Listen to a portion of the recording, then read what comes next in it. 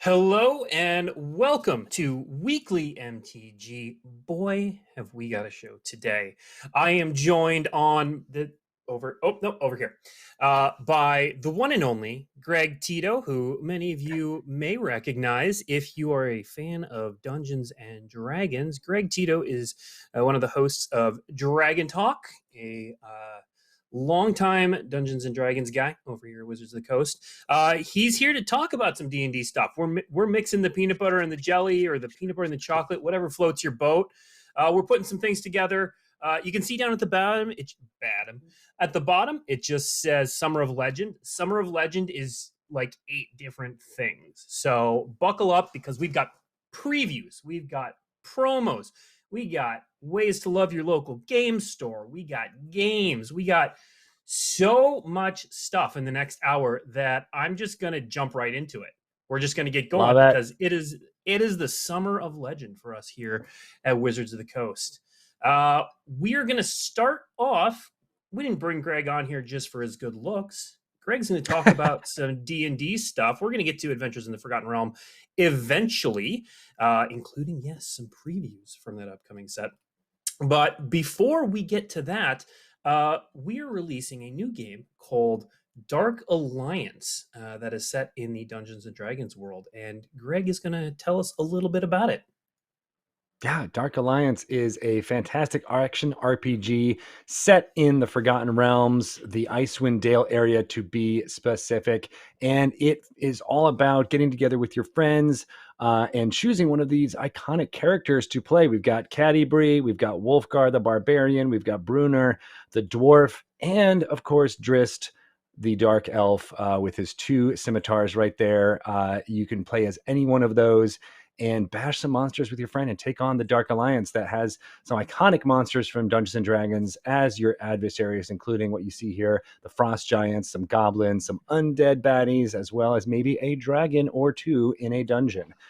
So that's coming out June 22nd, and we want everyone to be super pumped for it. Yeah, and if you aren't already hyped for Dark Alliance, we do have a gameplay trailer we're going to run real quick and then come right back. It's going to take about 1 minute and 30 seconds. Enjoy. Yeah. We call them beholders, wraiths, giants. They call us snacks. So when those bastards come to claim your world, send their ass to hell. Straight to hell!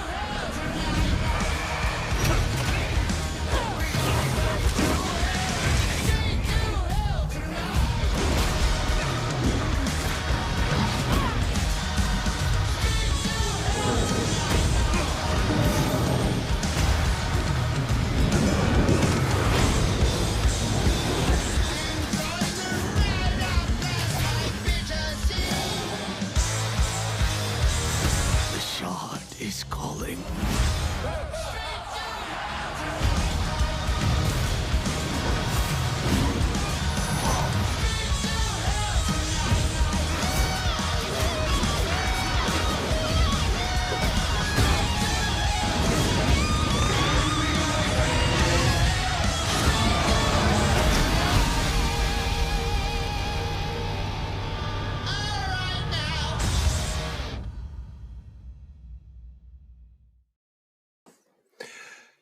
That looks awesome. I'm not a huge D&D player. I've mostly sucked all my gaming time into Magic, and with 3 kids, I don't have time for anything else. But I'm probably gonna pick that up. We can pull you in. We can pull you in real easy with Dark Alliance because you just need a couch. I'm sure and you can. A controller, and you can jump right in. And I love that beholder looking just kind of in the background. Yeah, right. Yeah. Okay, so let's talk more about the Summer of Legend, because the Summer of Legend is all about playing games how you want to play. So we just saw one of the digital ways to play. We're going to talk about ways to play tabletop, and yes, we're actually going to talk a little about playing in stores. We have some news there. We'll have some arena news later, but let's stop the to-do. Let's just get into it. Coming up very soon is a legendary way to play Magic the Gathering, which is Modern Horizons 2.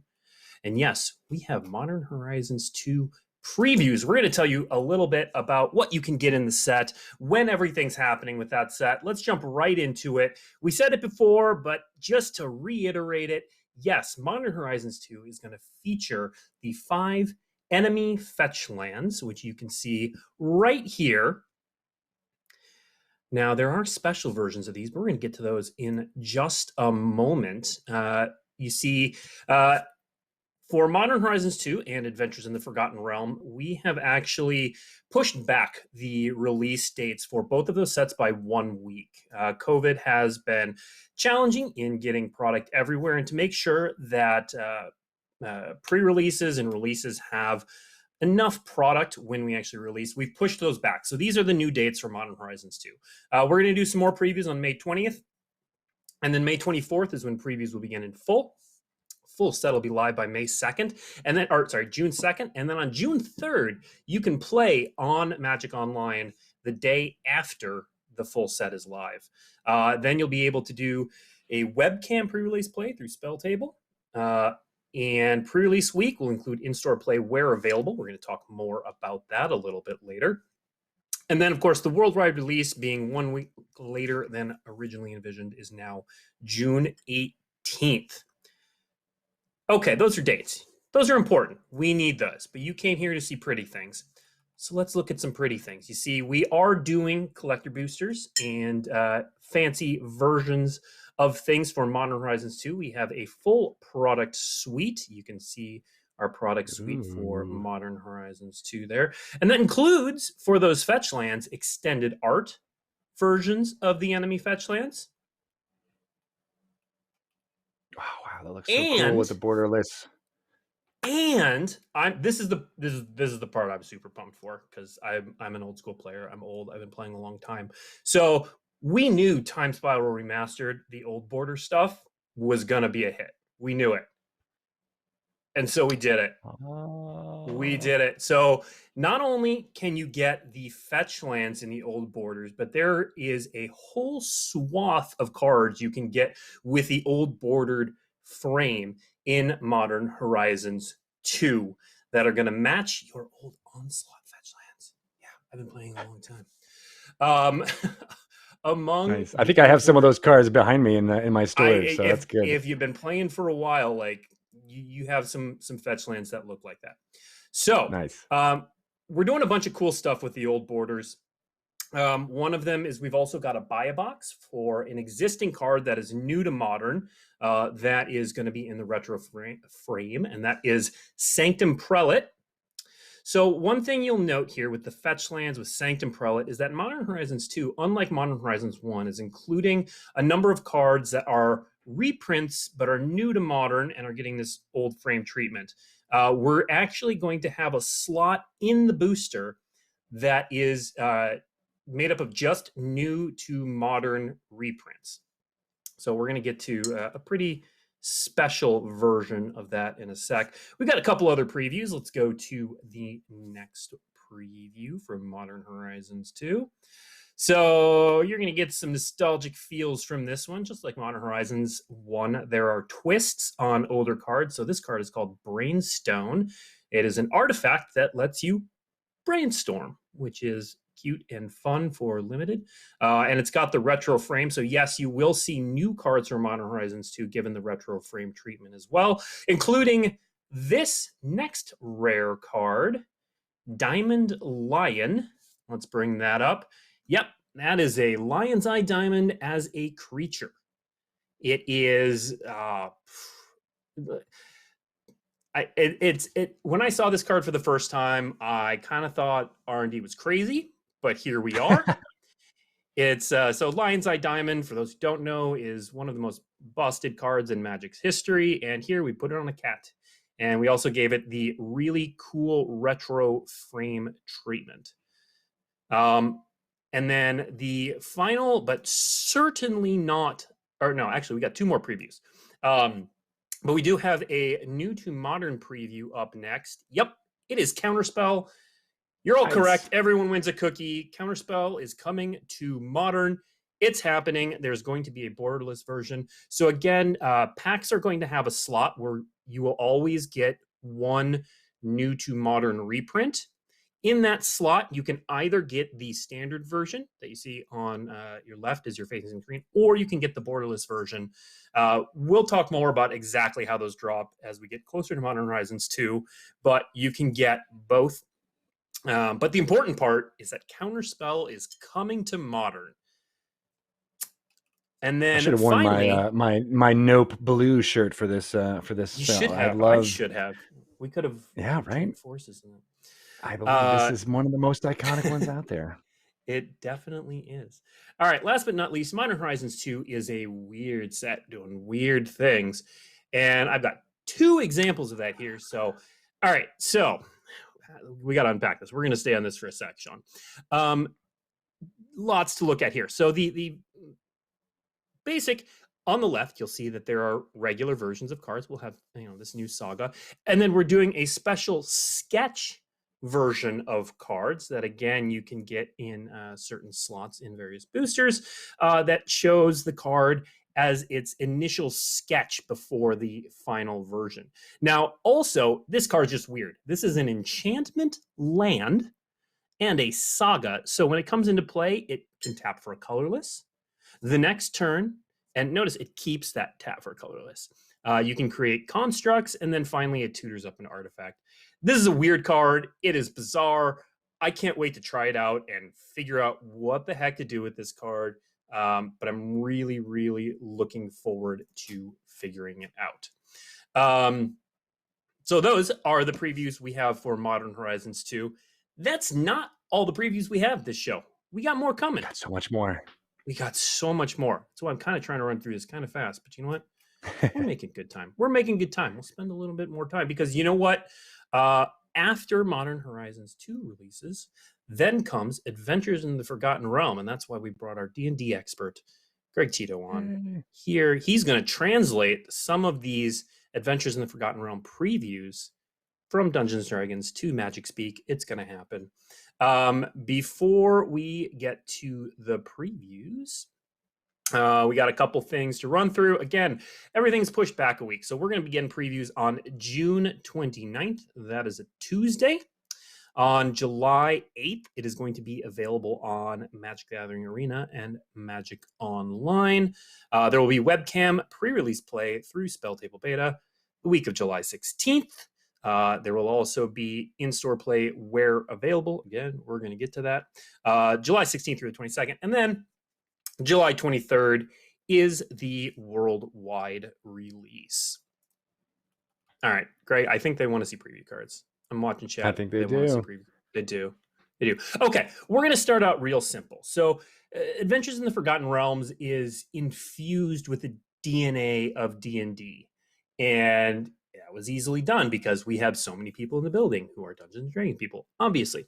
So everything from the basic lands on up is going to feel Dungeons & Dragons. So here you have some basic lands with art by Adam Paquette, and each of these tells a little story or starts a little prompt.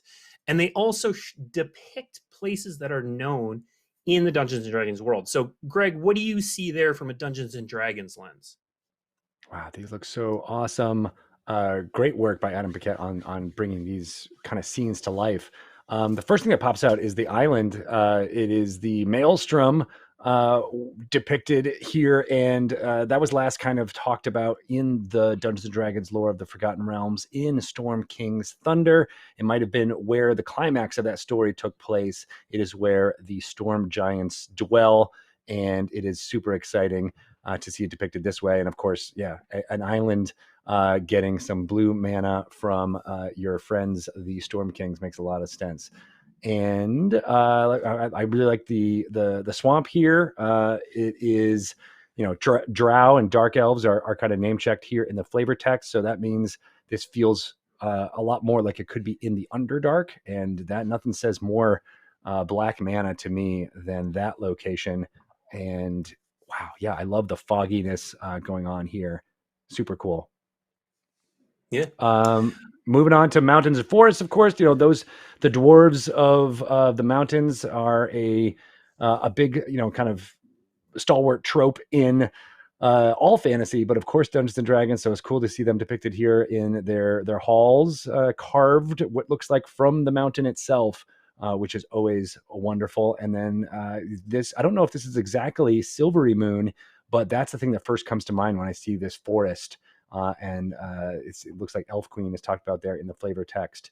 And that is just an iconic, really fun looking location with those hanging, I don't even know what those are. The spires of trees look so, evocative of what the Forgotten Realms means to both D&D players and hopefully here soon to Magic players. Yeah. So next up, we're going to show some cards. So obviously D&D has a lot of common items or things that get used a lot in every adventure or tropes. And this set just has a ton of them. So our next preview cards kind of fall in that window. So Greg, Portable Hole, Power World Kill, translate these from D&D for us. Yeah, absolutely. So a Portable Hole as an artifact with white mana, that just makes so much sense to me. These are iconic. I think they were even talked about in the opening scenes of E.T.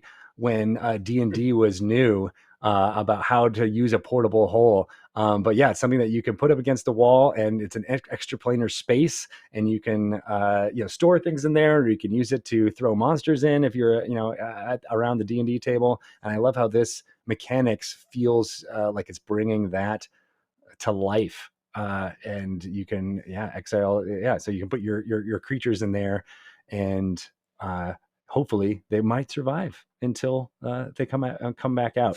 I know there's been several players out there who have tried to hide in places like Portable Hole, but here's one thing to note: don't put a bag of holding in a portable hole, or bad things might ensue. So yeah, the next one is the power. Yeah, go ahead. I was just gonna say, tell me about Power World Kill.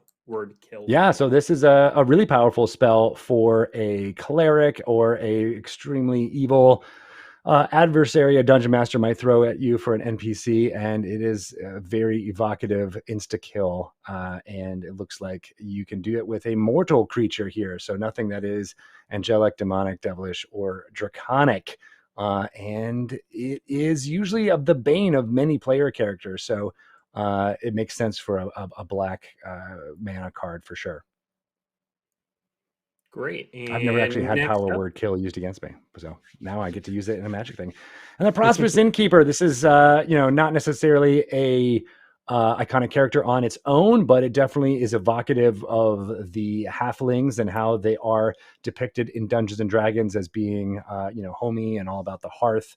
And this, of course, allows you to create a treasure token, which is, what you would want when you go to an innkeeper, is to be able to have some boon or at least some rest for you. And that just is indicative of how even cards that don't have named characters or specific magic items name checked within them still are evocative about what the different races and classes and things within Dungeons and Dragons are depicted in this set. So really kind of cool. I wish I could meet a Prosperous Innkeeper and maybe even be a Prosperous Innkeeper in the future. Dare to dream. Dream big. So one of the things we haven't shown yet are any dungeons or any dragons. And it's a Dungeons and Dragons set. We're going to get to the dungeons portions of things when we get to the actual preview season. But of course, we're going to show off some dragons. At least one dragon, a very, very important dragon, Tiamat, a dragon god, a legendary creature dragon god for 2 and Wooburg mana, as we say in the Magic world. So all 5 colors. It's a 7/7 flyer, and when Tiamat enters the battlefield, if you cast it, search your library up to 5 dragon cards not named Tiamat that each have different names, reveal them, put them into your hand, and then shuffle. Holy dragon. This, okay, Greg, tell us about Tiamat. Who is Tiamat in the Dungeons & Dragons world? Tiamat is the progenitor of the evil dragons, the chromatic dragons, the ones that are depicted by the 5 heads of her body here. So that's green, blue, white, red, and black. And what does that remind you of? Oh. Very, Hmm. very perfect that this all came together for both Dungeons and Dragons and Magic here. You may have, fans of the animated series from Dungeons and Dragons in the 80s may remember Tiamat as a adversary within that.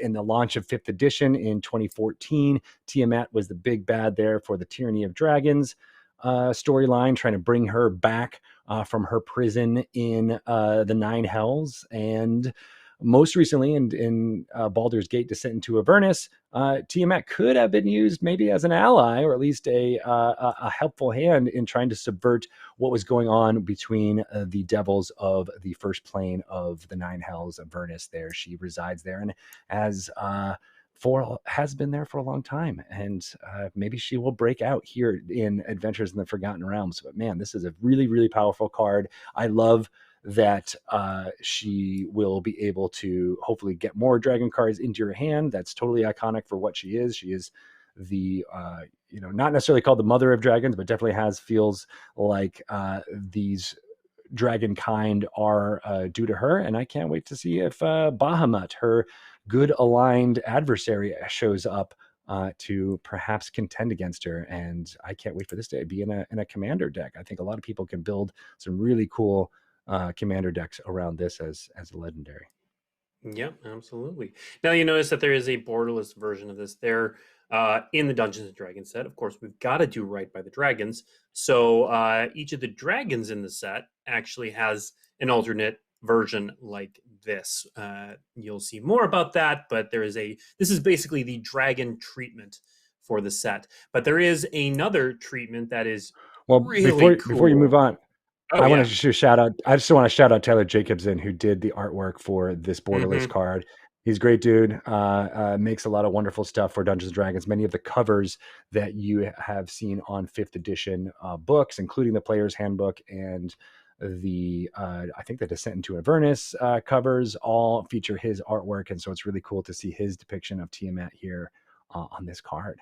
Great stuff. Yeah, absolutely. All right, so moving on, we're not going to show this next card, but we want to illustrate this. Illustrate is the right word. This really cool alternate setup that we've got. So this is a Beholder, which we'll talk about in a sec, but that on the right is actually a magic card with the name, casting cost, and abilities and power and toughness all removed. So these are magic cards that evoke the rule book, the classic rule book for Dungeons and Dragons. And of course, this is a Beholder. And Greg, what is a Beholder? A Beholder is an aberration that is, some of the strangest, weirdest adversaries D&D parties can face. They're floating globs of unreality, I guess is the really only way to say it. They are created and propagated when one Beholder has a dream or a nightmare of another Beholder, and then a new Beholder is blinked into existence. And if that feels weird and strange, well, that's only part of it. They have these 10 different eye stalks that do different things. You see them in the artwork here by Lars Grant West. One of them is shooting, perhaps might be a disintegration ray. Each of them have something very iconic they do. One of them puts the party to sleep. One of them can do a prismatic spray. And then their center eyeball there above their mouth creates a non-magic cone or anti-magic cone, which means that no magic will work within that area in front of them. So they're very hard adversaries to defeat in Dungeons and Dragons. And as you mentioned, I love this card artwork and card treatment here on the right, because it is very evocative of the line drawings that were common in the early manuals of Dungeons and Dragons, while still having that awesome, cosmic horror feel of what Beholders bring to life. It looks so strange and weird, and I do not want to see that creature down a dark alley of Waterdeep. Yeah, absolutely. Yeah, the classic rulebook frame it's really evocative, and the art and design teams keep knocking it out of the park with these alternate versions, and I'm really excited for these. Shout out to someone here in the chat who says that the anti-magic cone actually stops the game of Magic that's being played. I think R&D should just put that on there. That's genius. All right, so let's talk a little bit about the different ways that you can get Adventures in the Forgotten Realm. So there is going to be draft boosters, set boosters, collector boosters, bundle, pre-release pack, so kind of all the normal stuff. Additionally, we're going to be doing theme boosters, which are not shown here. There's going to be one for each color, plus a sixth that we will talk about more later. And of course, we will be doing commander decks for Dungeons and Dragons Adventures in the Forgotten Realms. There will be 4 of them. We're not going to show them to you here because they have commander face cards on them, but I'll give you their names. We can do that. They're going to be called Aura of Courage, Dungeons of Death, Draconic Rage, and Planar Portal. Those are going to be the 4 commander decks from Adventures in the Forgotten Realms. And I think, Greg, they want one more preview. I don't know if they deserve it. I don't know. I don't know. They've been pretty. Oh, hold on. Can I roll? Can I roll to see if they get it? Roll for it. Yeah. Okay. All right. Do. If you guys get a 10 or higher, you can see this preview card. Okay. 11. Just made it. All right. Just made it. Got there. All right. Let's put up the buy a box promo. We were going to do it anyway, but I'm glad we rolled for it. Vorpal's Sword, a single black mana for an artifact equipment. Equipped creature gets +2/+0 and has Death Touch. It equips for 2 black mana. That seems pretty simple. But then it has an ability, 5 and 3 black mana until end of turn. Vorpal's Sword gains whenever equipped creature deals combat damage to a player. That player loses the game. The game. All right, Greg, what's a Vorpal Sword?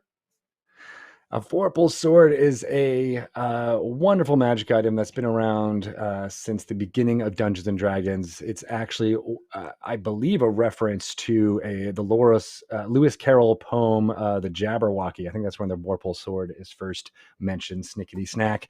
And it was put into the first edition of Dungeons and Dragons as a badass magic item that you could acquire. And it used to, on a critical hit, behead whatever adversary you were fighting against if you had it equipped, and that the enemy had a head that you could cut off, which made it pretty much like an always win card, just like it is depicted here in this equipment card. And it is super, I don't know, I just love that it's bringing in folklore, some of the the older things of Dungeons and Dragons that contributed to all of the fantasy archetypes that are in that game. And then now here it is entering in Magic, and all this just feels right with the world. All right. That is all the previews we have for Adventures in the Forgotten Realms. We're not done with previews. We got a couple more things to show off.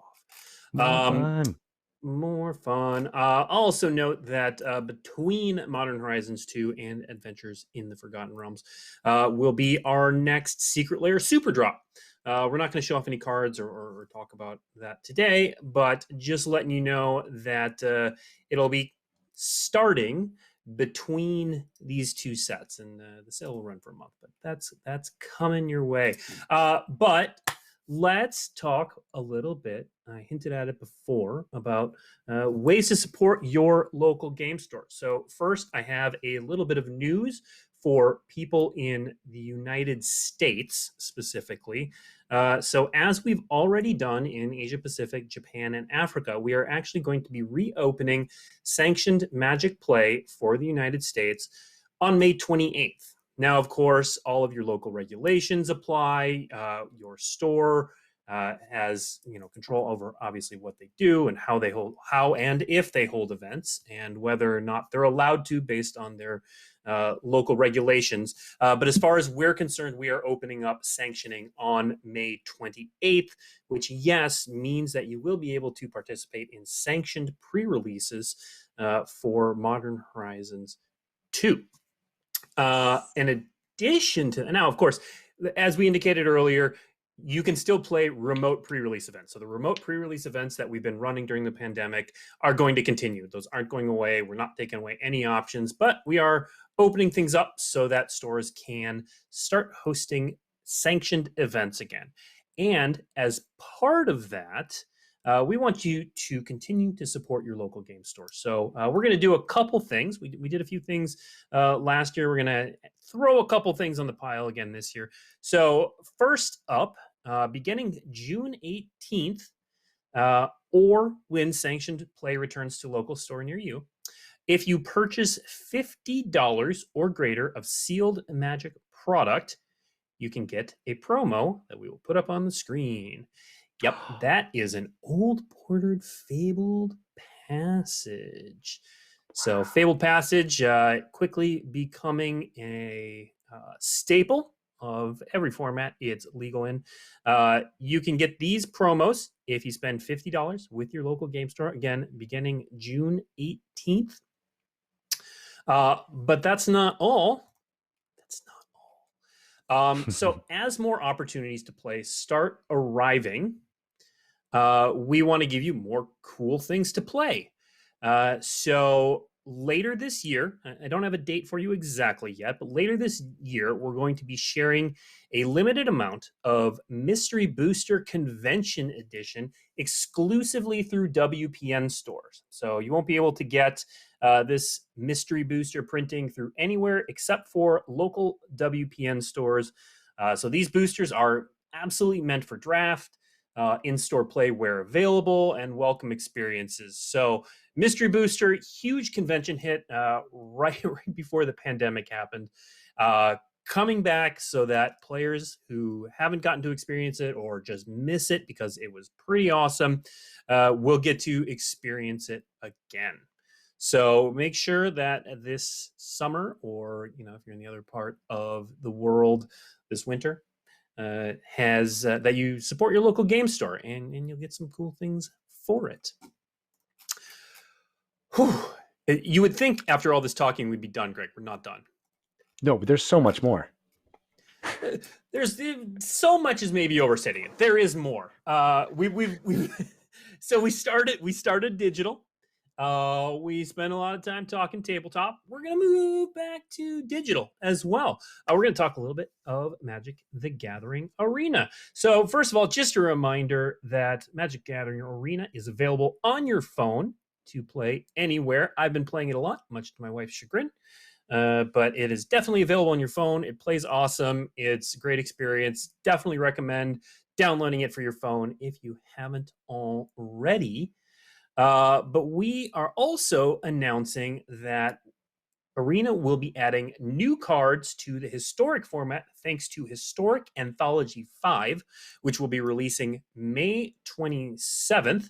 There will be 25 new cards, and we've got a couple that are pretty legendary here. So these are two of the 25 that are coming May 27th in Historic Anthology 5. But that's not all. Whew, so much. More to come. I can't believe it. There's so much more. More arena stuff.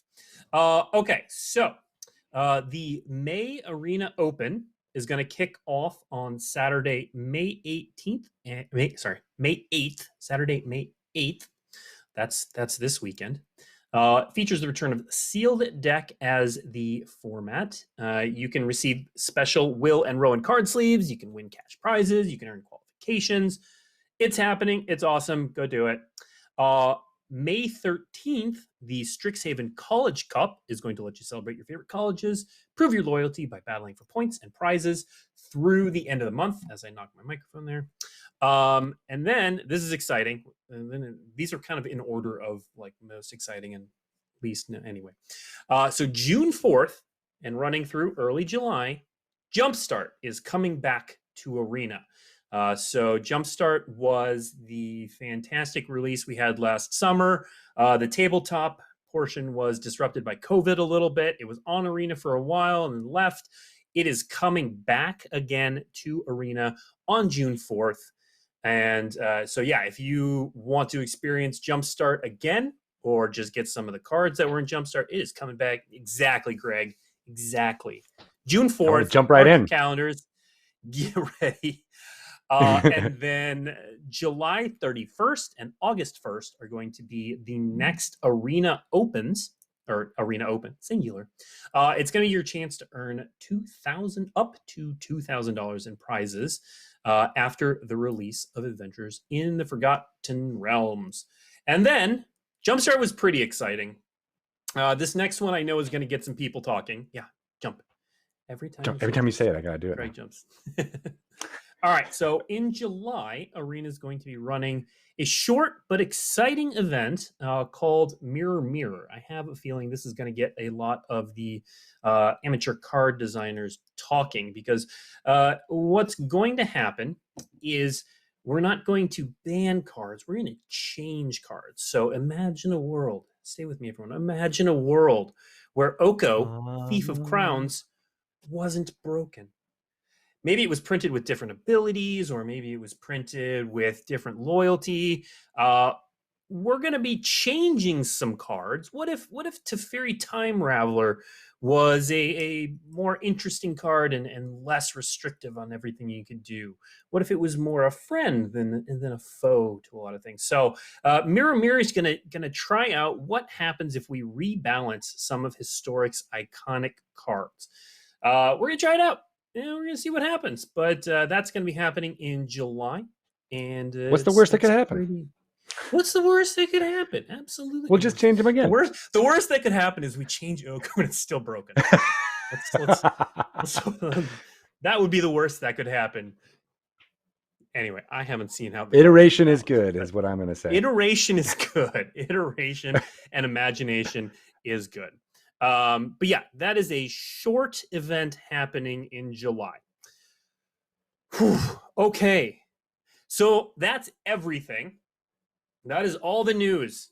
But let's recap it for the people who joined us late. We're going to do this real fast. So again, Dark Alliance releasing June 22nd. Modern Horizons 2 is coming up. It's going to have previews starting on May 20th and May 24th. We've got... I apologize in advance to producer Sean. I am jumping all over the place. If you can keep up, you're amazing. The fetch lands are going to be in Modern Horizons 2, including the retro frame fetch lands and those extended art fetch lands. So it's those retro ones that I'm super excited about. And of course, Counterspell is coming to Modern, as people have been asking for or guessing after for quite some time. And then, of course, we've got Adventures in the Forgotten Realms. Let's put up the dates for that one as well. Again, these are pushed back a week, so previews will begin on June 29th, and it's going to end up releasing on July 23rd. Let's show off. How about that Tiamat? Let's go to Tiamat. God, Sean, you're so impressive. Thanks, producer Sean, for being so good. So Tiamat, we're going to have special dragon treatments. We're going to have iconic D&D characters. The set's very, very cool. And then we are, again, reopening play or at least reopening sanctioned Magic play in the United States starting May 20th. And if you spend $50 with your local game store beginning June 18th, you can get this sweet, sweet old board Fabled Passage. And as part of that, we are also re-releasing Mystery Booster Convention Edition exclusively to WPN stores so that you can play. It's such a fun format. I don't know if you ever played Mystery Booster, Greg, but it's wild. Yet, no. Oh, it's so fun. We'll get some for everybody in the office to try out if you haven't already. But, absolutely, and at the same time, we'll get you rolling up a D&D character and get you trying that as too. Yeah, I need to. I've meant to for a very long time, and I have 3 kids. Life, man. I know. I hear you. Life happens. And of course, a bunch of stuff happening on MTG Arena. Now, if all of this is, if you've been furiously writing it down or trying to keep it in your head, all of this is on dailymtg.com right now. It should have gone up about 10 minutes ago, I believe. So there is an article called Summer of Legend that is going to contain all of this information, almost all the previews. We showed you a little bonus Brainstone and Diamond Lion But basically, all of this information is going to be in that article. Yeah, that's all the stuff. And we actually have a little bit more time. I do not hate my kids, chat. I love my kids. They just take up a lot of time. They're very young. And then you're training up players, right? You're going to have in a few years people to play Magic with. Jace. So first of all, my son's name is Jace. So second of all, he already knows what Magic cards are. He's 2. We've given him a bunch. He plays with them now and then. I'm working on it. We're slowly getting them in. The girls, we have twin girls, are a little young. They're about 2.5 months, so they're not quite ready. But I'll teach them how to brainstorm with the best of them eventually. Don't let them eat the cards. So commons only, maybe lands. That's about it. Okay, so chat. Since I honestly thought this was going to take us the whole time, but I think I spoke really fast. So chat, if you have questions, if you have comments, you can throw them in. We've got a couple minutes. Now, before I get to questions, Greg, since we showed off some D&D stuff, there's some Magic players here. If they want to learn a little bit more about Dungeons and Dragons, what would you recommend they do? Well, there is a lot of information out there. Of course, the Dungeons & Dragons website at dungeonsanddragons.com will onboard you for new players. But perhaps the best and most fun thing to do is to scan twitch.tv/D&D and watch some people play Dungeons & Dragons. I think if I had that when I was a kid learning how to play, it would have opened my mind to the imaginative possibilities of role-playing around a table with your friends so much faster.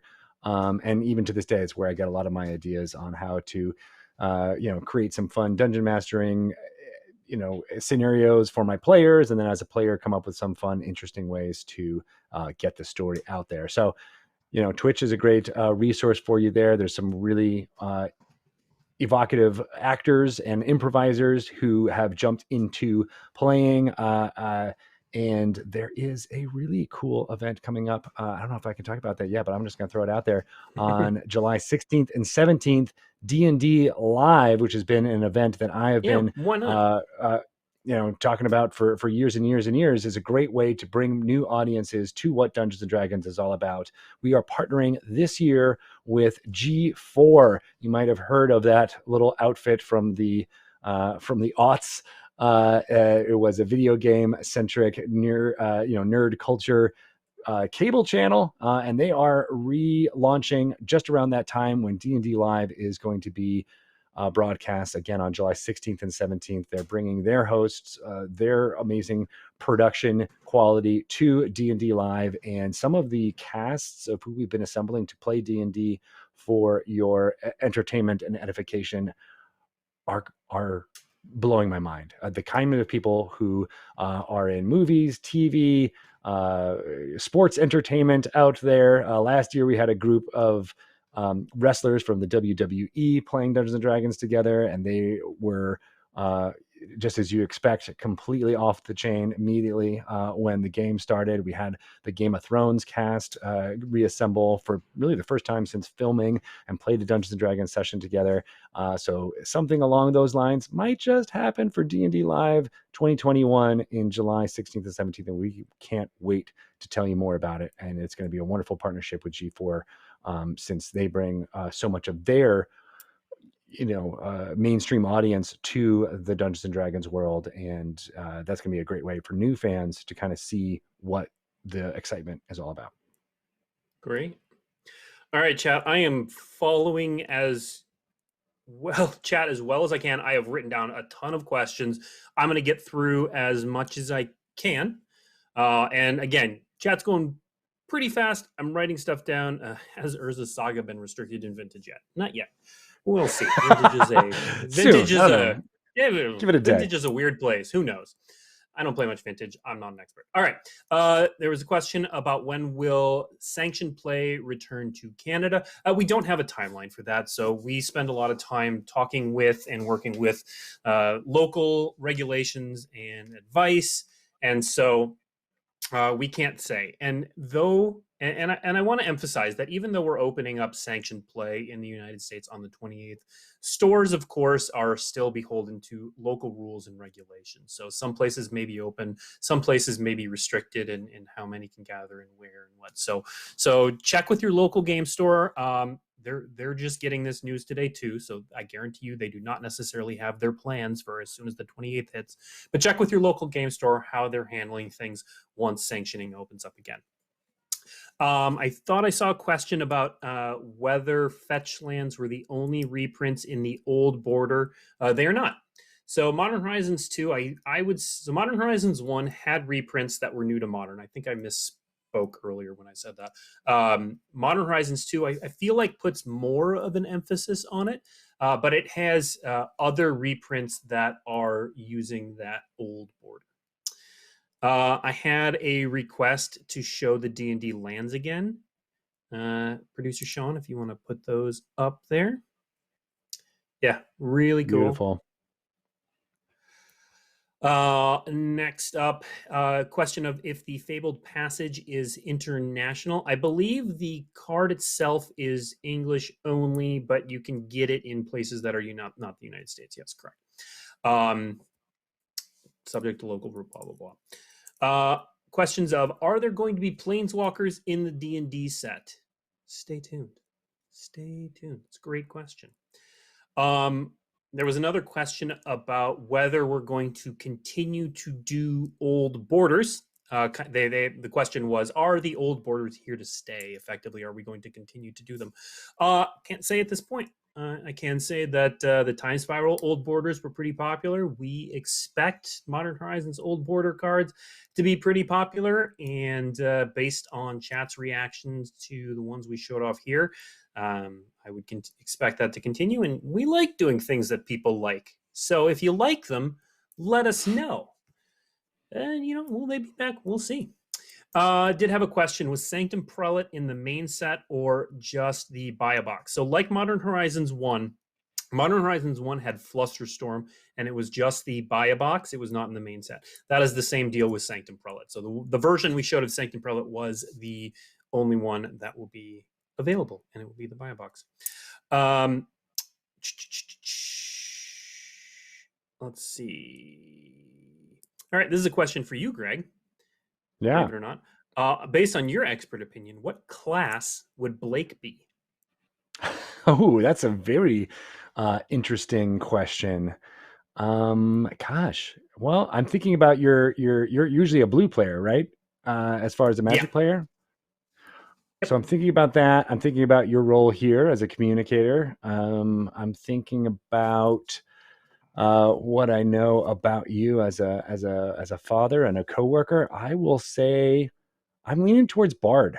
I think you would be a Bard, but not a singing Bard or a performing Bard necessarily. But I think you would be a don't have those talents. Yeah, no, I would say you would be the type of Bard that likes to help out and smooth over any problems that are inter-party related, and perhaps just throw up a counterspell when necessary against a big bad, not as the damage dealer, not as the main wizard who's throwing fireballs everywhere, but you're the person who can come in and be like, all right, I can help out. I can make sure my friends stay alive while also making sure we don't hate each other. Does that sound about right? That sounds right. It sounds about right. Let's see. I like stand-up comic bard. I'll be a bard for my first campain. They have one of my favorite spells in the game, which I think you would get a kick out of. I'm just going to throw it out here for those of you who don't know. It is called shoot, I'm going to get it wrong. But it's a cantrip, and it basically just insults people. Yeah, I'm gonna hold on a second as I look up what the actual it's called. I don't want to get it wrong. Vicious Mockery. Thank you, Sean. And it does psychic damage to the people that you insult, which I think is possibly one of the most evocative mechanics in Dungeons and Dragons, where you're like, I'm going to make you feel bad as an action, and you take damage because of that. That's fantastic. I'm in. I'm so in. What have I been missing all these years? We did have a follow-up question on Sanctum Prelate as to whether it be in collector boosters. I actually don't know the answer to that. We are going to have our normal collecting Modern Horizons 2 article that will detail where you can find everything. I actually do not know if the buy a box Sanctum Prelate will be in collector boosters, but we will have that answer. We have a question that asks if famous wizards, they use the example of Mordekainen. Am I saying that right? Yes, Greg? Mordekainen. Nice. Famous wizards like him will be in Adventures in the Forgotten Realms. I'm going to say yes. I'm not saying yes to specifically him, but famous wizards, yeah, absolutely. We definitely hit on famous characters from Dungeons and Dragons, and they make their way into this set. And then there were several questions kind of along the lines of like, is this now D&D canon, all this stuff? And you know, the answer is stay tuned, and it's a little fuzzy. It's not specifically because, you know what, we have to translate things between the two. They don't work exactly the same. They share a lot of DNA, but they're not. There are some things that we had to take from D&D and turn them into and give them a magic twist. And so it's not precise to say that they're definitely D&D canon and definitely magic canon, but we'll talk more about that as we get closer to the set. And the cool thing about Dungeons and Dragons canon is that it is up to the storytellers at the table. So there is the stuff that's printed in the books, and that's all just stuff you can jump off and use in your own way, adapt it, and make it your own. And we feel like that is what the Magic R&D team has been doing for Adventures in the Forgotten Realms. It's their version of the Forgotten Realms. It's not necessarily the version of the Forgotten Realms. It's one interpretation of it, and I like it even more that it's just part of the Magic multiverse and the D&D multiverse, working together and being part of the same multiverse. Yep. Got a lot of questions about Pioneer Mastered on Magic the Gathering Arena. I don't have any news for you today. If I did, it would have been part of the main stuff. But I don't have anything for you right there. We had a question on if the mystery booster had the same contents as when it was released before. The answer is not quite. Mostly, like 99%. There were a few tweaks here and there. We again will talk about that a little closer to the release, but for various reasons, there are a couple small differences. All right. That was all the ones I had written down. A lot of questions about Historic Brawl and Arena being permanent eventually. I don't have any news for you today on that. A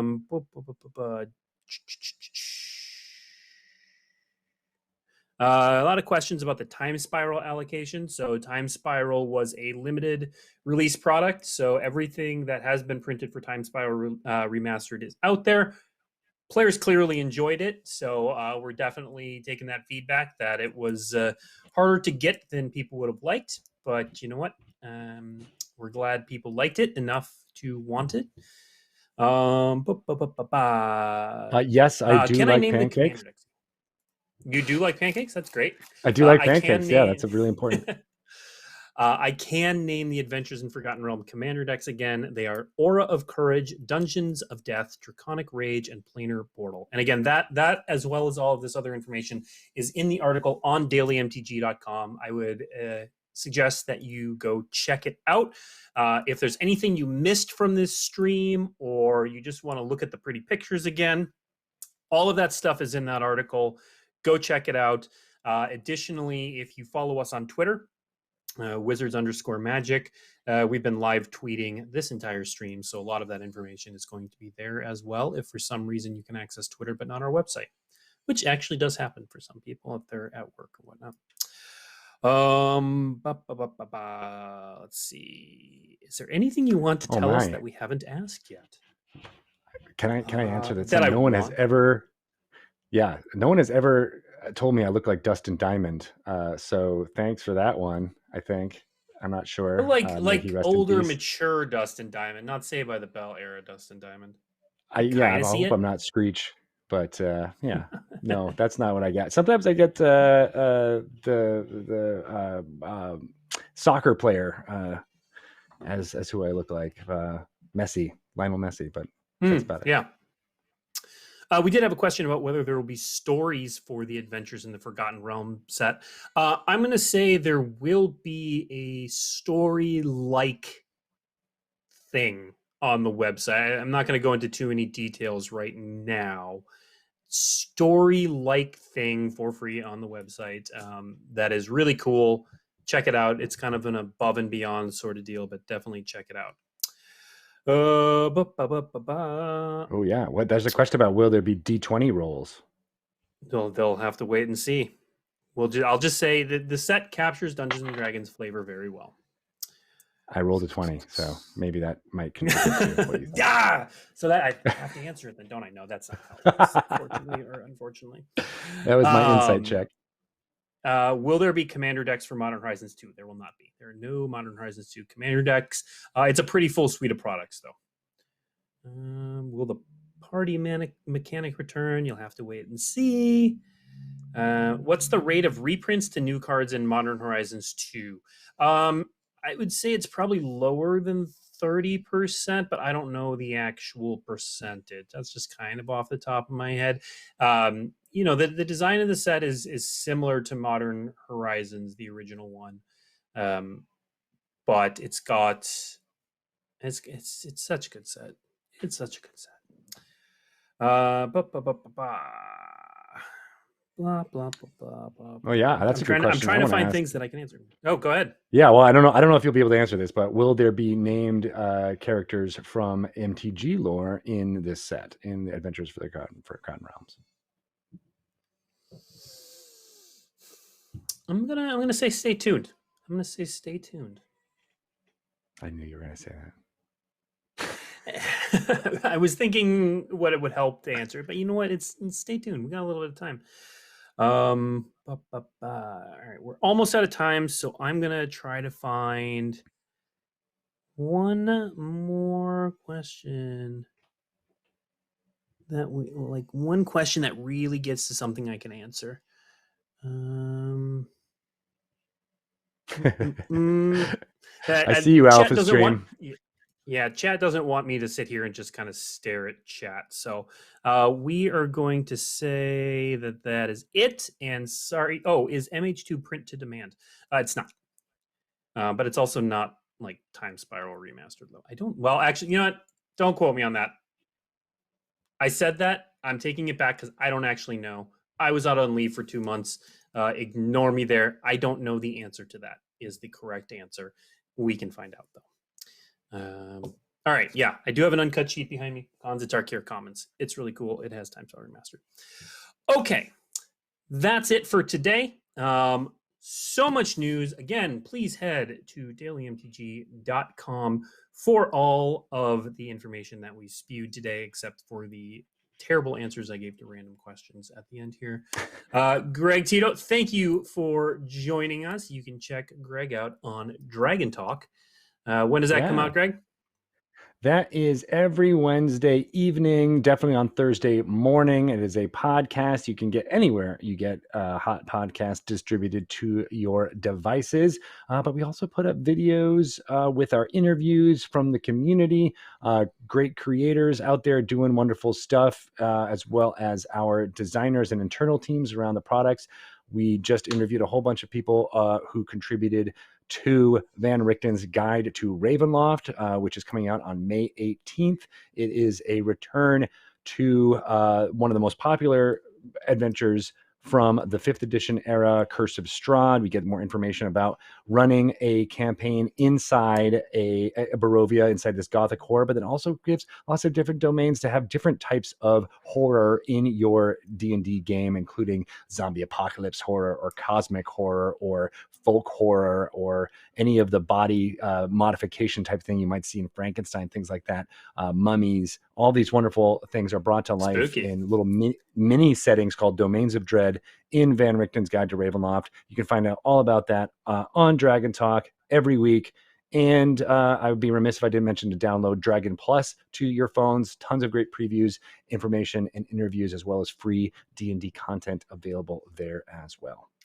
They may even have some previews or adventures in the Forgotten Realm. They might. You just had a meeting about that, in fact. We just had a meeting about that. That may be happening. So, yeah. Thank you, Greg. Thank you, everyone, for tuning in. We'll be back next week. I've been Blake. Thank you very much, and we'll see you next week. Thanks for having me. It's been really great.